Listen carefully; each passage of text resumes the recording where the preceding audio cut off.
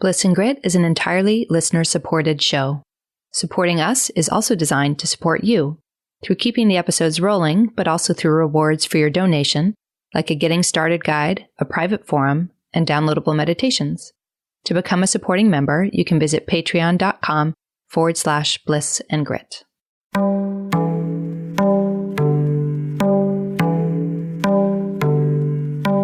Hello, beautifuls. You're listening to Bliss and Grit.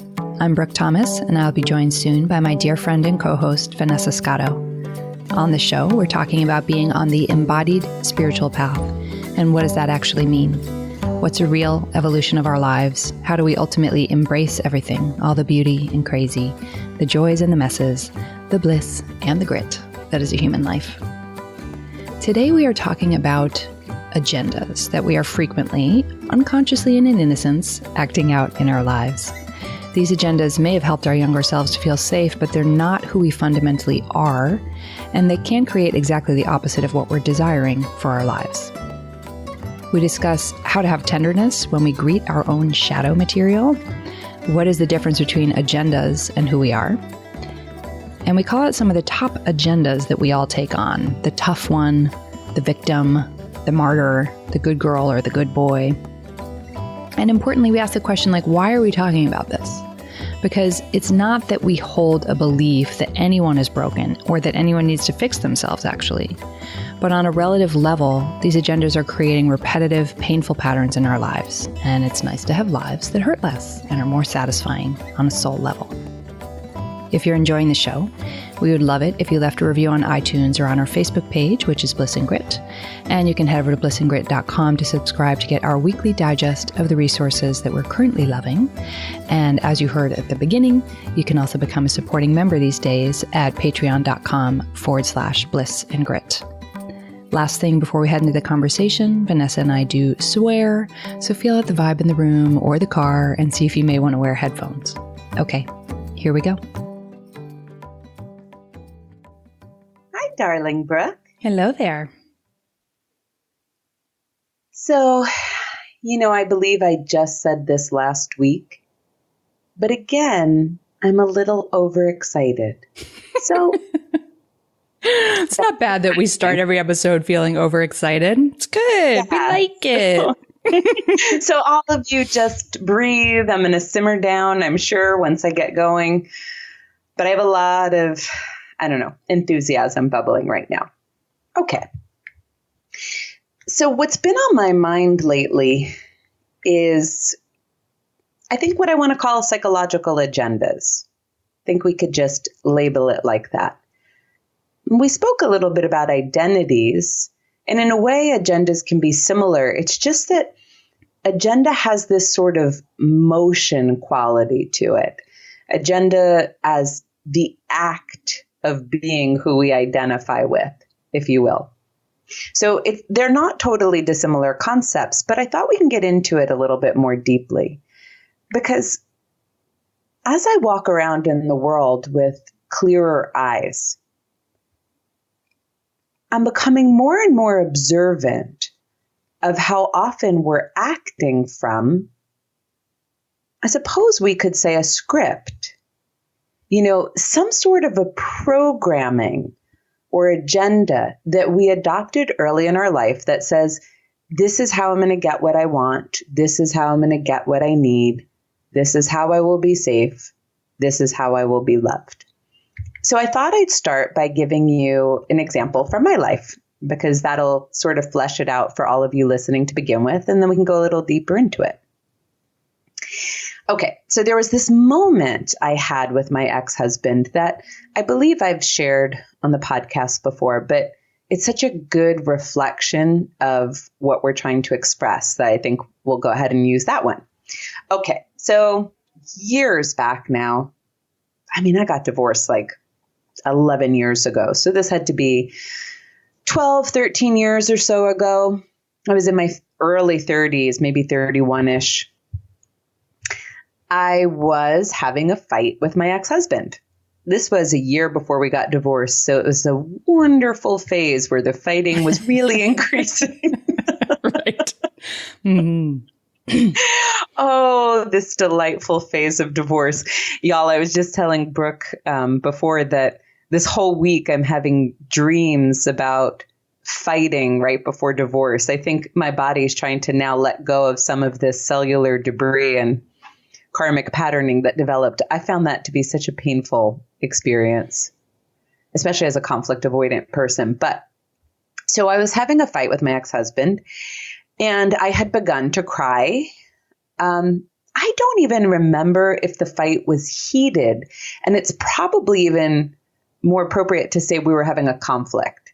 See, I'm so conflict avoidant growing up with a kind of violent, screaming family that even a conflict, like even a normal disagreement could seem like a fight in my vocabulary. So I don't even know that we were raising our temper, but it was hard material. Let's say that we were having a disagreement. I know the material was very hard, and I had started to cry, as I had done in probably every disagreement we had ever had in our history. It was a pretty normal thing for me. As soon as someone gets upset with me, I knew I started to cry.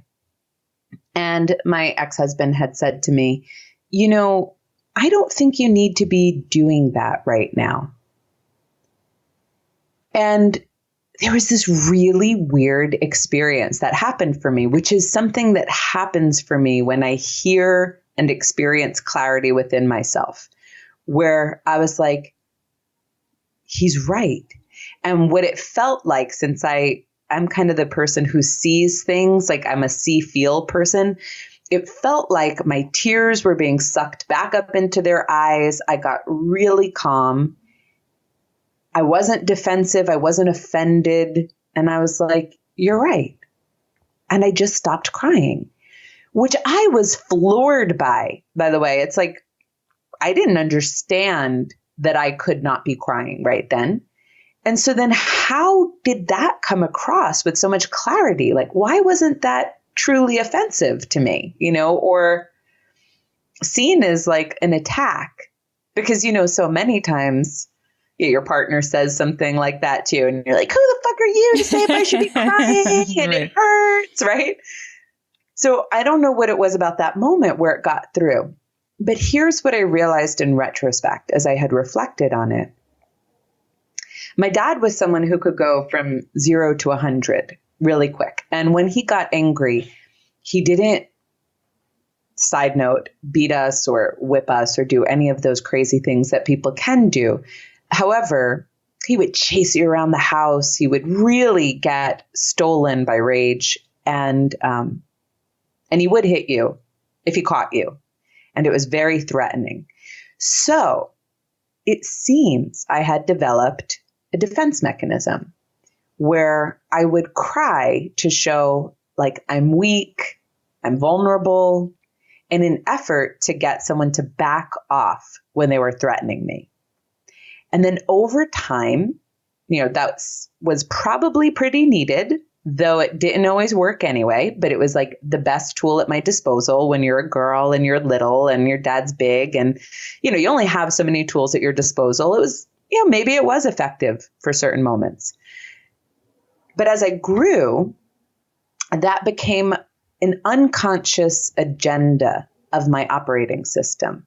Like my ego's survival system took it on as a way of saying to people, this feels like a threat, see that I'm weak, and back off me, right? And so we can call that an agenda. And it probably is fair to say that my agenda was a little bit like, well, I had a few. It was like, I'm weak, I'm insecure, I'm so nice. I would say maybe these are 3 of my top ones. And if you look at it, it's like, I'm weak. What is that agenda? Don't hurt me. Don't attack me. You wouldn't attack like a little puppy, right? Or you wouldn't attack someone cowering in the corner, would you? You wouldn't hit a kid with glasses, like that kind of a, old statement is a reflection of this. Everyone with glasses, you're not weak. I'm just pointing to our culture. An old school joke. Yeah, pointing to how our culture recognizes this concept. And then I had the I'm insecure agenda, which is kind of like hey, I know I suck. And I know I suck, but at least I know I suck. So like I'm on your team, right? So, you don't need to point out to me all the ways I suck, and you don't need to judge me, because at least I also know I suck. And that shows humility. And I'm desperately working on myself, so you don't feel obligated to show me all the ways I should. Right. And I already forgot. Oh, and I'm nice. Almost forgot my third agenda. Oh, I'm nice. I'm good. Again, it's like, well, who wants to hurt this nice person's feelings, and who wants to attack them or make them feel bad? So these were 3 of probably my top agendas, which are patterned behaviors, thoughts, and expressions. They're like movements of these identities that I would use in the world very unconsciously in order to stay safe. The dilemma is the agendas are not expressions of who you truly are. They are not expressions of what you're truly capable of. And they create reactions in other people that sometimes are exactly the opposite of what you're truly seeking and what aligns with your actual being. Take it away. You're like, and there you go. Bring it home now. Well, I think you did the example you chose gives such a great frame that we're talking about things that are created unconsciously and in innocence. And I think we have to always remember to hold those things, because when we encounter our agendas, which we might also call some of our shadows or pain bodies, depending. These phrases have different flavors, but they can be used somewhat interchangeably. It is so painful, like encountering those aspects of ourselves, because a part of the reason why we have an ego identity, one of the multitude of reasons, is that we want to believe that we are the protagonist of our own story. We're the good one. We're the one who's doing it right and getting it right. And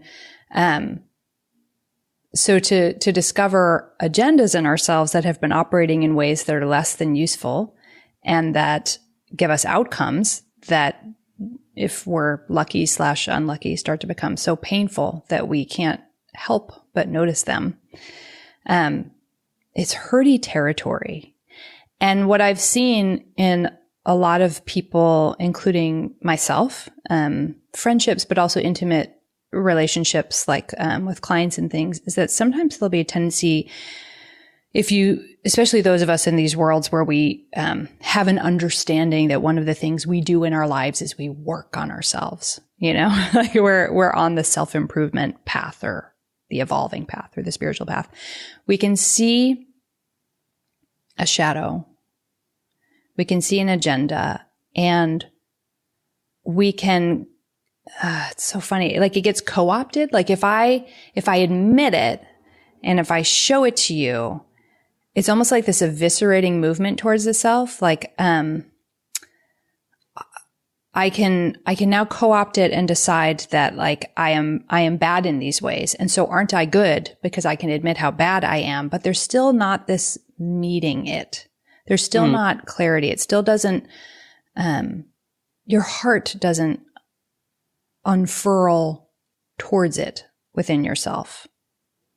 I don't know if that makes sense. So there's this way that we can parade them out as the bad parts of ourselves, right? Mm-hmm. That still has this certain duality. Yeah. And then it tends to call in the management system. So good me will manage bad me. Totally. And yet doesn't seem to do what we're really looking for, which is create that transformation where we get to move more and more from our place of true self and alignment. Yeah. And if anything, our lives just become more painful because we're trying to uproot the darkness in ourselves, the bad ones, and then the good one will manage the bad ones. And we're constantly policing ourselves and shaming ourselves. And it's very, very, very painful. And it's the opposite of transformative and relieving and clarifying. And what you described is this moment that, and I think these moments arrive mostly by grace, that the veil gets pierced. And first of all, you see the pattern. And then you have clarity in a way where it just dissolves and you're like, oh, it got created unconsciously in an innocence. And also it's not me. Mm-hmm. I thought it was me. I thought I needed it. I thought it was who I am. Like it has a quality, I think. For me, it certainly has. Mm-hmm. And in my own experience with meeting my own shadow material is I have to be willing for it to be a process that's ongoing instead of that the is it over yet question. You know, am I done with that yet?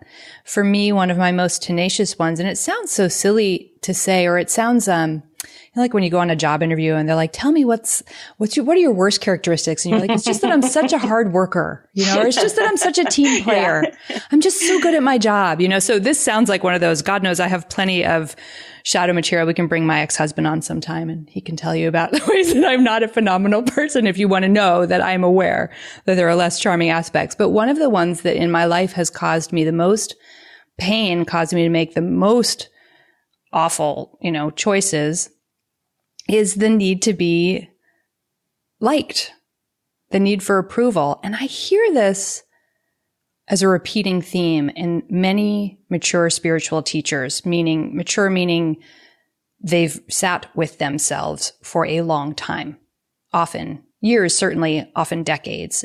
And so they've met a lot of their own material. And a lot of them will say that like the crispy baked on bit at the bottom of the pan is need for approval. And Byron Katie has a prayer, please God, spare me from the need for approval. It's so interesting. I remember the first time I read that, I was like, selfish. Like I thought of her as so selfish for even having that prayer because it was such a high value to me to be approved of, and not even necessarily in a look at how many trophies I have kind of way, but it was the nice one and is the nice one identity. The good one, the one who's the most thoughtful and conscious and humane and working really hard to advance, you know, the health of the species, myself included, you know, I'm doing the good person work. And I tell you, I just keep meeting this one over and over and over and over again. And I'll have a moment of clarity like what you described. And I'll go, oh, that one was operating again. You know, I see that in this scenario playing out with this particular angle on that story. And so it will stop operating in whatever that particular storyline is. And then it'll be days or weeks or months later, and I will catch myself. And by catch myself, I mean midstream. And it's just a different variation on the same theme of needing approval, needing to be seen as the good one. And I just, it's happened enough now over many years.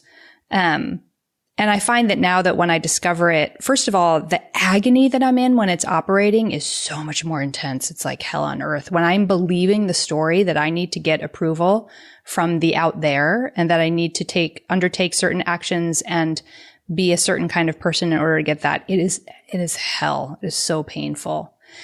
And then also when I see it and it's, at first there was this exhausting like, oh, again.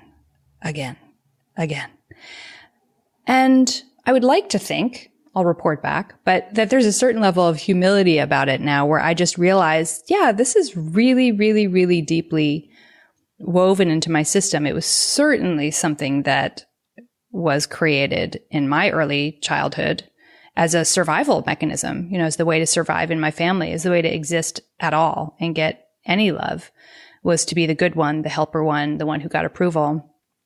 And so I can have a humility that it operates in me. It will happen again. I will catch it again. And there is also this affection for it too, in a certain way, as opposed to like, ugh, when will it be over? It's more of what. Why won't you die? Why won't you die? Kill it with fire. There can be and the more affection that I'm able to have for it. And I think that that stems from the more, I was going to say understanding, but not understanding, not cognitive understanding. It's more like a touching, like a feeling that this comes from a very young me. And it was the best tool she had. And I love her so much. And that changes the conversation that I have with it so much. Yeah, just recognizing the innocence that these things evolved in can bring so much tenderness. That word, innocence, because that's how it was for all of us, because young beings are that. They don't have a cognitive understanding of what they're doing. And so when you imagine that most of your ways of operating and agendas were formed before you were 7, and before you even knew the choices you were making, and you certainly didn't even know that there was a choice. It just was the way that life was giving you to get by. That already creates a little softening. I get what you're saying. It's like some of these things are multi-headed hydras, so to speak. It's the story that I shared, that one was by grace. Who knows why at that moment it was able to lift. Also, slightly easier because that agenda was created to sustain physical safety. And so I could reality test and see, oh, I'm physically safe. This person won't hit me anymore. Yeah. I mean, this person won't hit me. Sorry. That was a mistake. My ex-husband does not hit me. Never did. And he's a beloved to both of us. Yes, he's my good friend. This person won't hit me. I'm not being hit anymore. Right? So it's much easier. It was like a little bit more wiggle room, because when you bring that, the root of that pattern of behavior out into the light of day and you test it and you go, is this needed?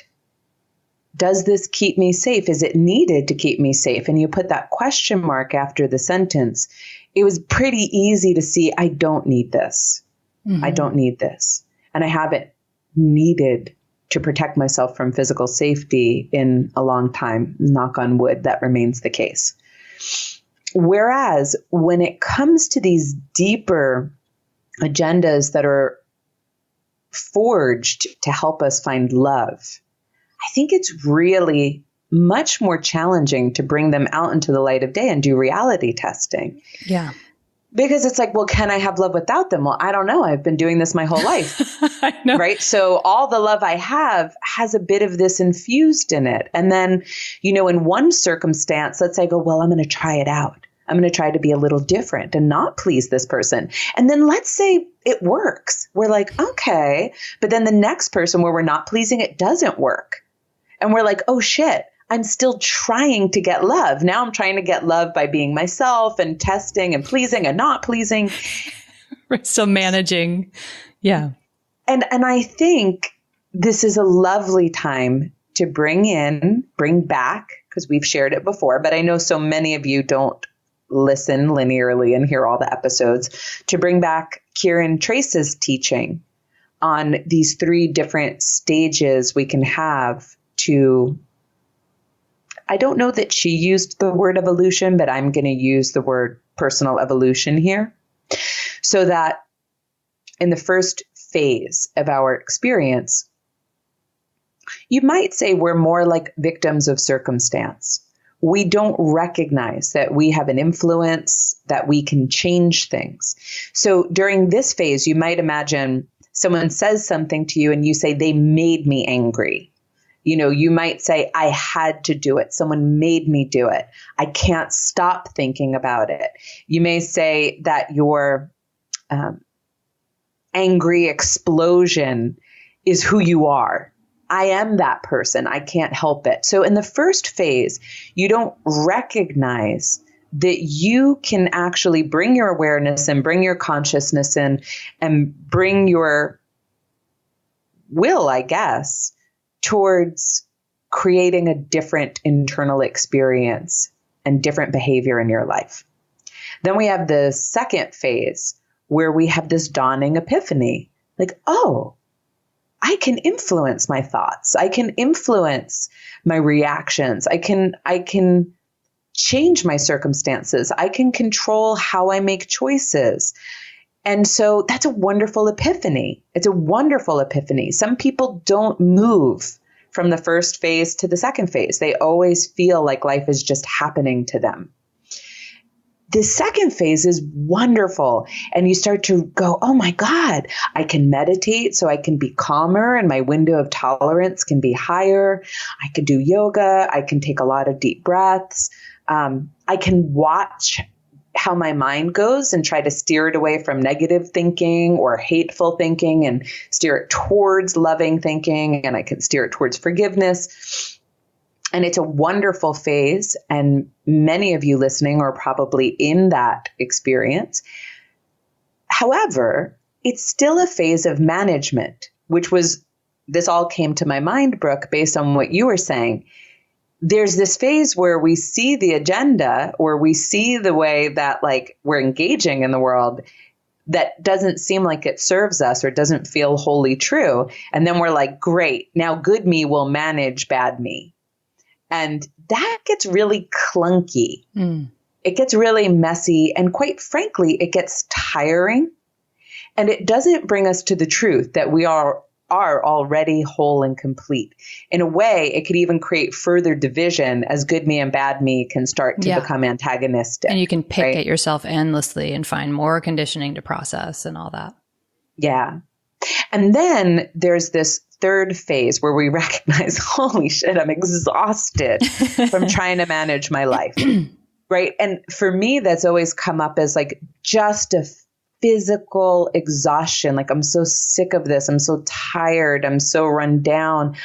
Or I can't be around people because it requires me to manage myself in order to interact because I haven't healed my interpersonal wounds.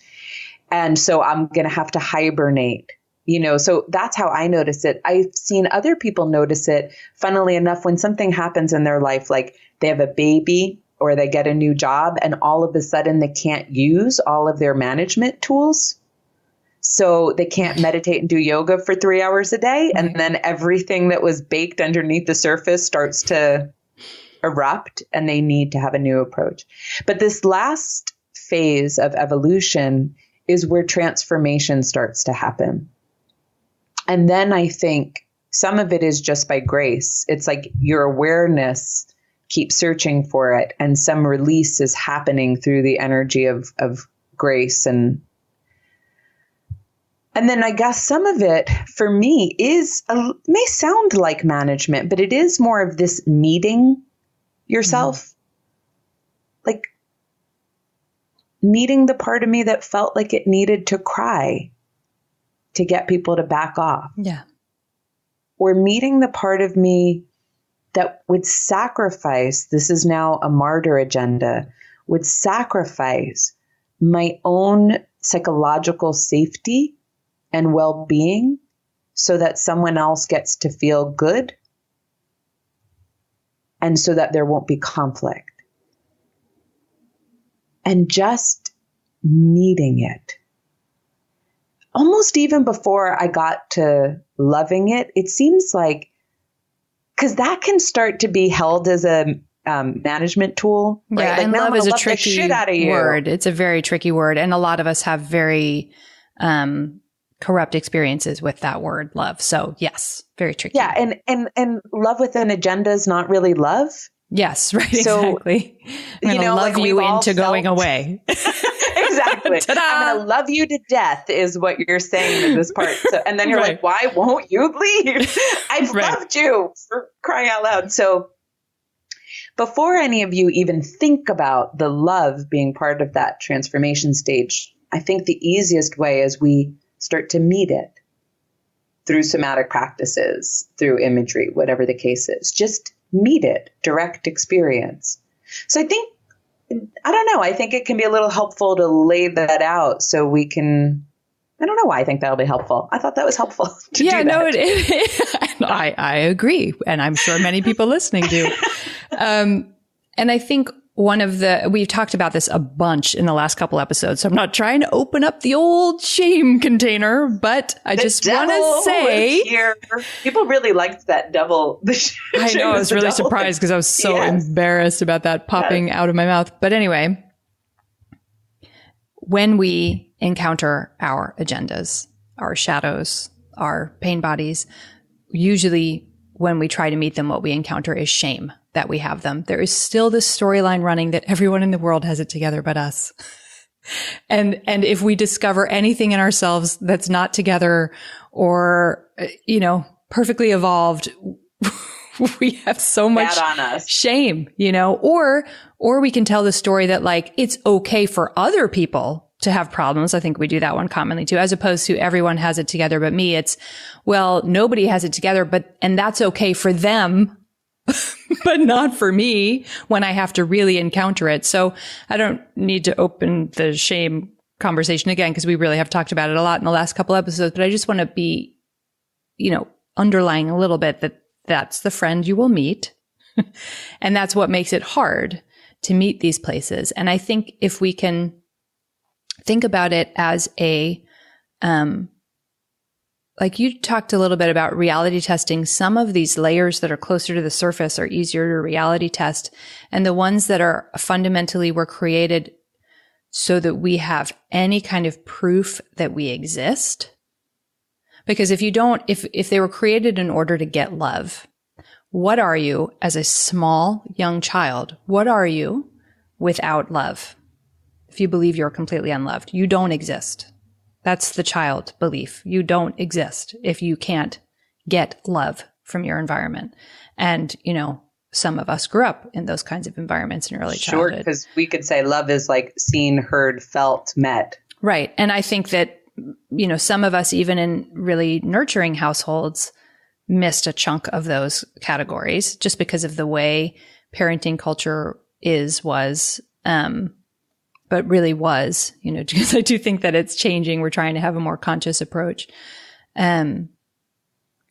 So when we encounter these things like the need to be the good one and the need to be approved of, in my case, those were ways to know that I literally just existed. And so when I meet that shadow over and over and over again in different contexts, it's, if the movement I make towards it is more like a reparenting, I can see its age, not in a cognitive way where I need to pin it down or pin it to any kind of actual experience, but just understand that it's this young, innocent part of myself. And I love it the way I would love my child who is hurting.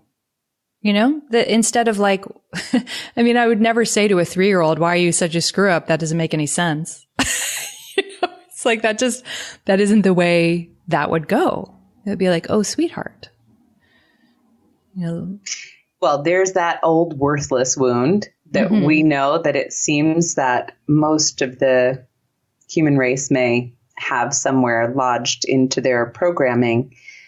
Maybe for a point of differentiation, I just want to bring something forward. So there's who I am and there's what I do. Mm-hmm. And this is just for the sake of this conversation. The way I experience agenda, we know it's formed by these experiences that we have that we perceive as wounding at some point in our life. Sometimes they're actually inherited from our family or from our ancestry as well. But to separate it from identity, one thing I notice about agendas is they tend to have behavioral patterns. Like there's a behavioral correlate. I guess we could say everything has a behavioral correlate. But I just want to bring our attention to the behavioral correlate, because sometimes what I notice is people will say something like I mentioned before, well, I couldn't help myself. That's who I am. When I fight, I yell. Right. No. Yes. That's not who you are. That's a behavior pattern. And that agenda is there because something in you believes that if you're tough or if you're stronger or if you have aggression and power, you won't get hurt. And that agenda is calling the shots on how you behave. And you can release that behavior and still be who you are. Yeah. Right. It's like that earliest example I gave you loved was with my friend who was brushing her teeth messy and the toothpaste was falling all over her and her boyfriend made fun of her. And she's like, I can't help it. It's just who I am. And I'm like, no, it's just a habit of how you brush your teeth. How you brush your teeth. And you could totally change that. And it would never affect who you are. It would never even feel like a loss. Right. And I think we clump those things. You know, there are aspects of us. If someone says, you know, don't share your intimate, you know, life with me. Oh, maybe that'll really impact who I am if I was to try to corral that behavior. But if someone says, you know, when we come together as friends, you talk over me the whole time. That's not who you are. That's more likely to be some habit of this agenda system that says, I need to entertain people or I need to be heard in order to get my love need met or get my validation need met. If you are telling everybody, oh, I'm so weak. Oh, you know, I just don't have that much strength. And like, oh, I've been through so much. That is a behavior, actually. Yeah. It's not who you are. It's a way of relating to the world. And if you never said that again, it wouldn't really affect the essence of who you are. So I think it's so interesting when you start to look at these behavioral strategies. Yeah. You and I cannot have a whole conversation without bringing up the martyr strategy of behavior. Sure. I mean, let's just talk about some top agendas that we can be unconsciously matching in our behavior pattern. So I mentioned we can have the like badass, don't tough. Give a shit. We can have tough, like reactive, like I'll get up in your face, bitch. I used to have some of that one too. Believe You're it or a New not. Yorker. And I got into a lot of fights. So that was one of mine, just saying. Okay. Like the I don't care. I never cry. I don't ever care about anyone I date. I won't soften my heart kind of a agenda. We can have the victim, like take care of me. I'm going to always show you my underbelly. I'm going to only show you the ways I've been hurt and wounded so that you're tender with me and you give me what I want rather than showing you my power because I don't perceive that as likable or the route to getting my needs met. And then we have the martyr, which is I will just abdicate everything. I will compromise. I will sacrifice. I will give you everything. And then, you know, surely something good will happen in return. I'll just leave that up to you. You figure out what to give me back. Right. And you attract all kinds of lovely people with that one. Good girl agenda, good boy agenda, the class clown. I mean, you know, whatever. We could go on and on, right? But we just had to I had to highlight some of the. It's so helpful. And I think it's because, you know, now that we've covered the, you know, be tender when you see your shadow part, the invitation is also see it. Yeah. see the behaviors. It's so helpful and it changes your life. That's what changes your life, right? Not endlessly managing yourself and working on yourself and, you know, reading every spiritual book or whatever. Really seeing with clarity the ways that you are operating in your life, bringing it from the unconscious level up to the conscious level and seeing it with clarity. And then making a choice to behave differently. But I think that true clarity is what we were talking about before, where it pierces it and it dissolves. And it's not like you have to harness yourself in a way so that you don't do it anymore. It really dissolves. And I always think about, you know, John Prendergast, when we spoke with him on the show, he asked that very important question when you're in this world, which is, do people really want to know the truth? And I think that depends on the person and it depends on any given moment in any given person's life. And by grace, sometimes we're given moments where we really do want to see, usually when we've suffered at the hands of our own operating systems so mightily that we just can't, and honestly, for a lot of people, it winds up being like it's death or see this, because that's how painful it is to see our behaviors and to be like, wow, I really thought, like, I remember when I read the book Codependent No More. I was in an abusive relationship when I was 36, which is the most embarrassing, shameful thing to me in the world because I was a fucking adult. I was also in an abusive relationship when I was 14, but I was fucking 14 and a really traumatized 14-year-old, obviously. That's who I chose for my first boyfriend. But anyway, my trauma therapist, as I was getting out of that, recommended I read this book, Codependent No More. I hated the title, hated everything about it.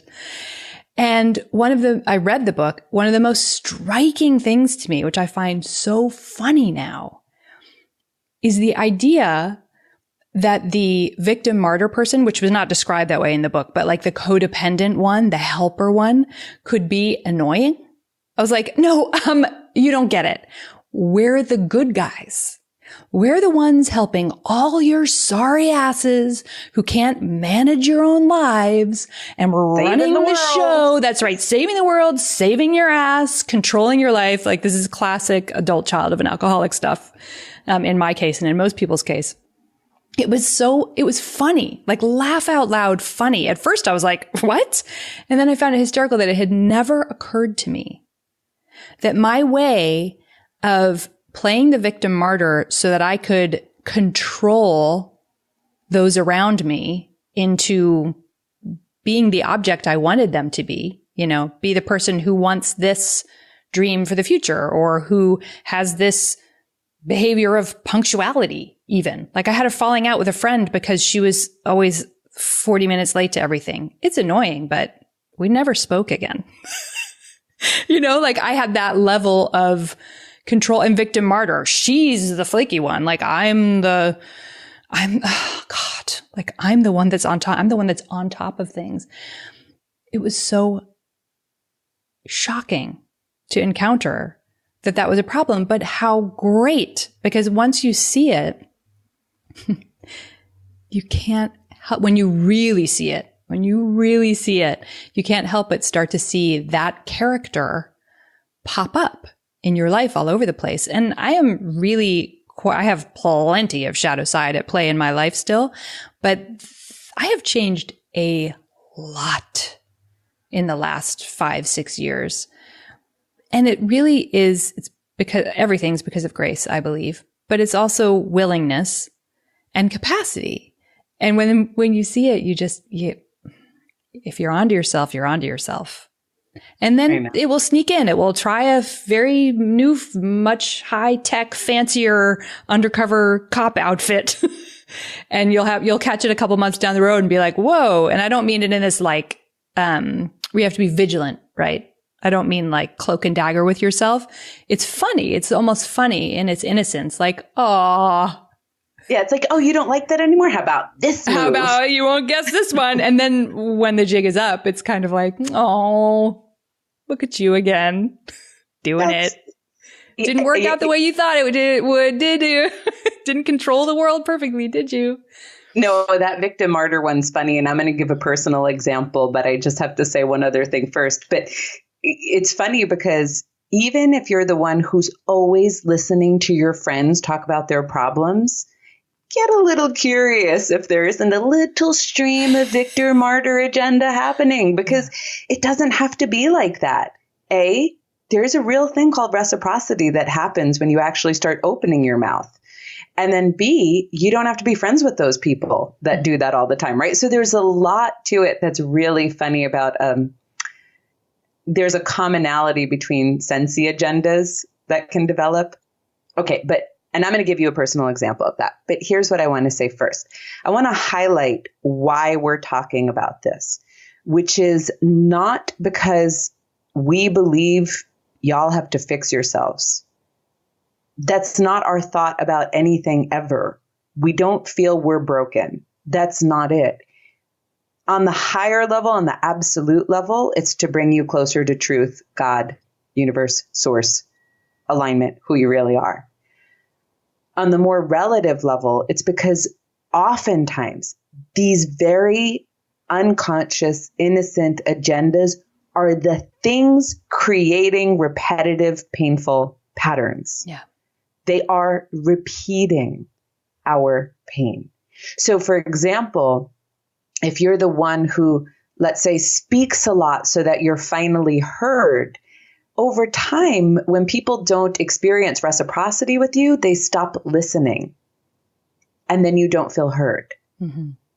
My example that I was going to give, okay, so I don't have boundaries. If y'all have been listening to me, you know, Vanessa struggles around that. I have much better boundaries now, but it's still an area that some of my awareness moves towards because it's soft for me. And so rather than feel empowered to state my boundaries, I adopted a few agendas, like to rig the system, to kind of work around having to develop that muscle, which felt like a no-no, because I imagined if I had power and said yes and no, it would be threatening and so on and so forth. So, okay, it's almost like as if your unconscious mind goes, all right, so I'm unwilling to do what I have to do to develop boundaries. So that's the given. And so, but I get exhausted when people ask too much for me, or when I'm around people and they talk too much, or so what am I going to do? Okay, well, I just won't talk to people that much. Ta-da, right? That's a great solution, and I won't be around them, and I'll be completely ghost and unavailable, so no one even thinks to ask of anything from me. And it may look as simple as this Brooke will laugh at because she's been with me many a times, going to a retreat and simply not talking to anyone. And not just not talking to anyone, but non-verbally giving off the don't come near me vibe. You know, like the arms crossed, leaning against the wall, kind of foot up, you know, like, listen, don't come near me. And the funny thing is that agenda runs like so muscularly that I'll even at times try to smile. Like I'm trying to overcome the agenda while the agenda's operating. Which is usually the case in all of these in a funny way. Right. So then I think, well, no, I'm trying to be nice. But the upshot of it is then nobody really talks to me. And then I go, nobody likes me. Yes, we all do these things for sure. Right. So here's the hilarity of it. I have an agenda that says I'm going to maintain boundaries and maintain my energy by just keeping people at a distance. Then my behavior patterns, my muscular patterns, who I talk to, how I talk, all sends out the message, hey, I'm not that interested in you coming any nearer to me. Then I know that I kind of do that. So then I try to like smile and compensate for it, but you can't override the intensity of my muscular patterning. So then I think, oh, they must really not like me because I'm trying to be nice, but I'm really sending out the strongest energetic message that's like, go away. Mm-hmm. And this is part of how our agendas operate. But, you know, it hurts. Then it's like a little hurty. Like, yeah, I didn't necessarily want to get exhausted from talking to people, but I didn't also want to be like the loner on the outside the whole time that no one talked to. And then just so you all know, people do like to talk to Brooke and they like to approach her. And so then I'm like, is that Brooke true? I have this story where I'm like, everyone wants to talk to Vanessa. She's the warm, sassy, sensual one. Brooke's the uptight one. Isn't that awesome? We have this dueling Think about the Dharma storylines. Ocean retreat and how many people were talking to you and like wanting to dance with you. And then I'm like, damn it. Cause Brooke's like then my safety net at those things. Cause who cares if I talk to anyone? I'm talking to Brooke. So I still have a cool thing going on, you know? And then they're like trying to actually dance with her and shit. And I'm like, fuck, nobody wants to talk to me. I'm the unlikable one. I'll never get over this. And it's a little owie, but I've come to accept it. So it's not agonizing owie, but it's owie. It's not what I want. All of this shit just because somewhere in my mind, I got the idea. Well, I kind of know where, but who knows where. I think this is ancestral as well as personal. Yeah. Somewhere in my system, the idea was transmitted that it's not safe to have boundaries. So all of this rigmarole. Yeah, all that energy, all that output, all those contortions. Yeah. For the agenda to be the accommodating person who doesn't rock the boat and upset you. That's why this is important to talk about, is because, as I said, on the absolute level, we're awakening by seeing our conditioning, by releasing and transforming our conditioning. And on the relative level, this shit is hurting us, and it's creating a lot of repeating patterns where we don't have the things we would really cherish, like the kind of relationships we want, friendships, lovers, kind of career path we want, because of these operating agendas. Yeah. And I would say how the question becomes, how do we know, right? If these are unconscious patterns that are so ingrained and they just run before we know that they're running, how might we know that an agenda is running? And I would say we know based on whatever's painful in our lives. This are the repeating themes? What are the places in our lives that are icky sticky? I've said this a million times. So for me, money is just one of those ones, just really ingrained, just really sticky. It's funny. It's almost hilarity. I'll earn, $30,000 more a year and then owe that much in taxes and my car will break down. It's funny where you can just see okay, this keeps happening. So we all know what the categories of our lives are with that. And we were talking about this before we got on the call. Prayer is powerful. So I don't mean in the way that we imagine it from Norman Rockwell paintings or something, but literally speak to whatever you want to call it, whatever feel aliveness, the fact that you're breathing, the world, God, source. It just depends on what actually strikes a chord for you in a meaningful way. And you've been talking about how you've been speaking it out loud lately, and say, I'm willing, please help me to see what are the agendas that are running that are holding this in place, and see what you notice. Don't turn it into vigilance, because vigilance will want to take over right quick. It feels more like holding space. It's a lot more yin than it is go tackle it in the streets kind of thing. Cause then we start spooking ourselves where we feel like around every corner is some internal demon, right? So it's more like you pray to whatever makes sense to you. The fact that you have breath in your body, the fact that something grew you as an embryo without you having to think about it, in my case. And then you have faith that some grace will show you something, and you don't know when, and you don't know how, and it won't be perfect where you're going to be the perfect person on the other side of it. It's just asking for a little bit of grace and a little bit of mercy, and see that it does come, so the money one for me is a long-standing pattern.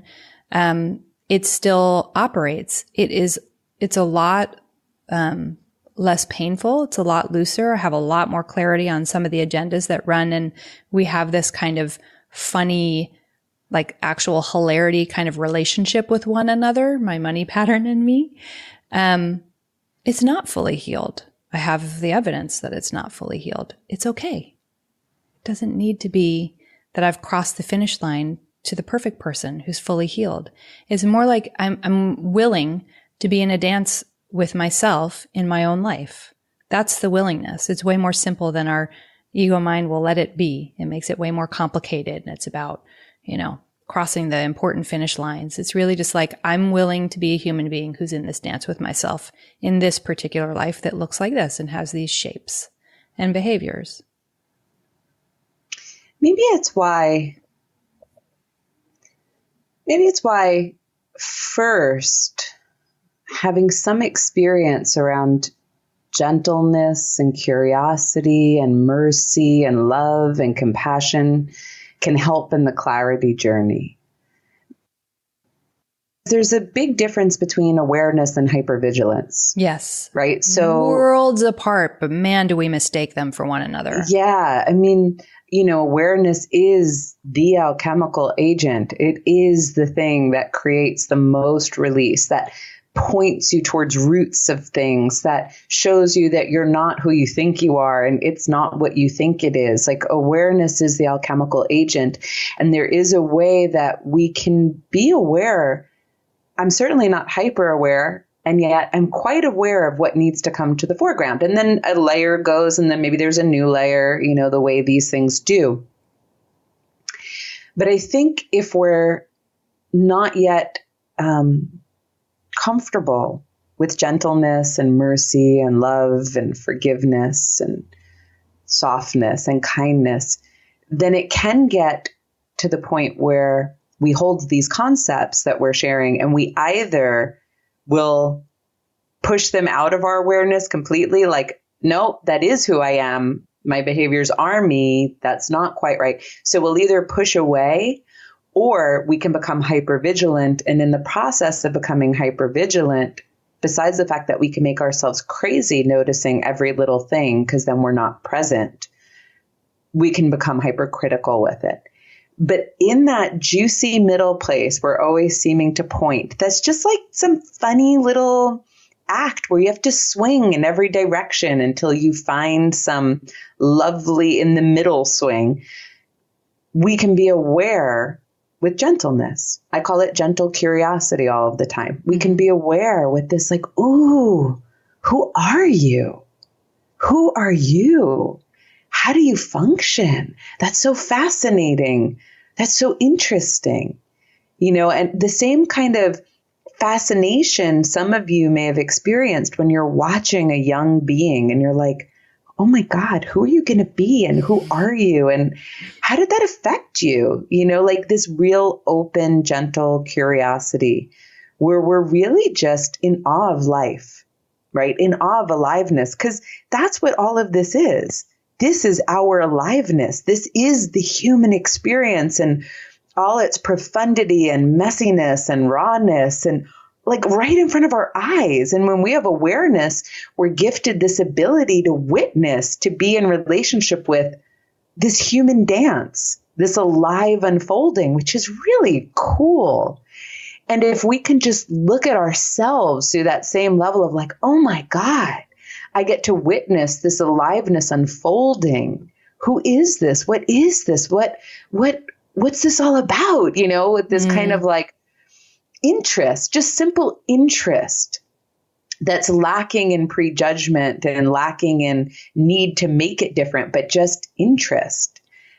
Then I think it almost speeds up. Like we start to see our agendas and our identities like much more rapidly, much more fluidly. And they let go a lot more. Much more readily. Yeah. It's funnier. They let go. Some of them disappear. Some of them we just develop like a kinship with and, they're just by our side, but we don't let them call the shots anymore. Then the whole thing can take on a new life because it becomes a breathing, moving pattern as opposed to a stuck, concretized, this is reality, this is who I am. Thank you so much for listening to today's show. The show notes, including any resources we mentioned, live at blissandgrit.com. And you can also subscribe there to get our Friday email, which includes the resources that we have spent the week calling and texting each other about. If you want to become a supporting member, you can do that at patreon.com/blissandgrit.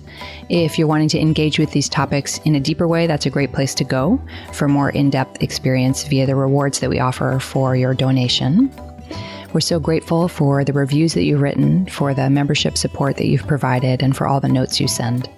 I was really touched by a comment that Anna Bogdanowicz from Poland wrote to us on the post for last week's episode called Being with the Darkness. It's too long to read here, but I just wanted to say to Anna, if you're listening, that we hear you and we are with you. Thank you for being a force for sanity in your country, and we are trying to do the same in ours. We'll be back next week.